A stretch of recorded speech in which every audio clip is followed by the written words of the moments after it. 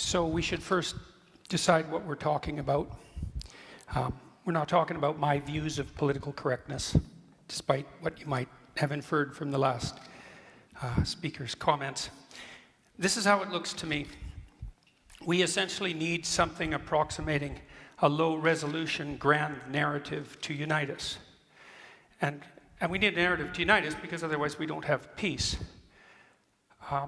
What's playing out in the universities and in broader society right now is a debate between two fundamental low-resolution narratives, neither of which can be completely accurate because they can't encompass all the details. Obviously, human beings have an individual element and a collective element, a group element, let's say.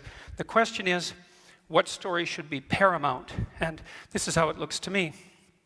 In the West, we have reasonably functional, reasonably free, remarkably productive, stable hierarchies that are open to consideration of the dispossessed that hierarchies generally create.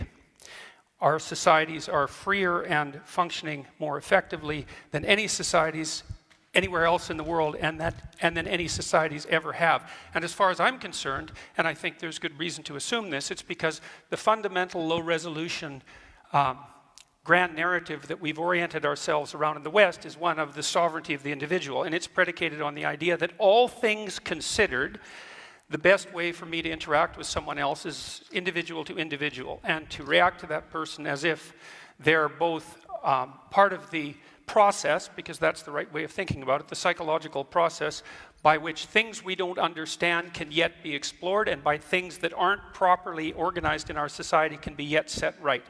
The reason we're valuable as individuals, both with regards to our rights and responsibilities, is because that's our essential purpose, and that's our nobility, and that's our function. What's happening, as far as I'm concerned, in the universities in particular, and spreading very rapidly out into the broader world, including the corporate world, much to what should be its chagrin, is a collectivist narrative. And of course, there's some utility in a collectivist narrative because we're all part of groups in different ways, but the collectivist narrative that I regard as politically correct is a strange pastiche of postmodernism and neo-Marxism, and its fundamental claim is that no, you're not essentially an individual, you're essentially a member of a group. And that group might be your ethnicity, and it might be your sex, and it might be your race, and it might be any of the endless numbers of other potential groups that you belong to, because you belong to many of them. And that you should be essentially categorized along with those who are like you on that dimension in that group. That's proposition number one. Proposition number two is that the proper way to view the world is as a battleground between groups of different power. So you define the groups first, and then you assume that you view the individual from the group context, you view the battle between groups from the group context, and you view history itself as a consequence of nothing but the power maneuvers between different groups. That eliminates any consideration of the individual at a very fundamental level, and also any idea, for example, of free speech, because if you're collectivist at heart in this manner, there is no such thing as free speech. It isn't that it's debated by those on the radical left and let's say the rest of us, so to speak. It's that in that formulation, there's no such thing as free speech, because for an individualist, free speech is how you make sense of the world and reorganize society in a proper manner.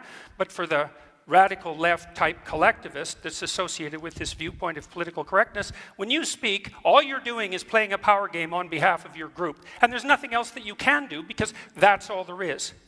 And not only is that all there is in terms of who you are as an individual now and how society should be viewed, it's also the fundamental narrative of history. For example, it's widely assumed in our universities now that the best way to conceptualize Western civilization is as an oppressive, male-dominated patriarchy, and that the best way to construe relationships between men and women across the centuries is one of oppression of women by men. And it's like, well, look, no hierarchy is without its tyranny. That's an axiomatic truth. People have recognized that literally for thousands of years. And hierarchies do tend towards tyranny, and they tend towards the usurpation by people with power. But that only happens when they become corrupt.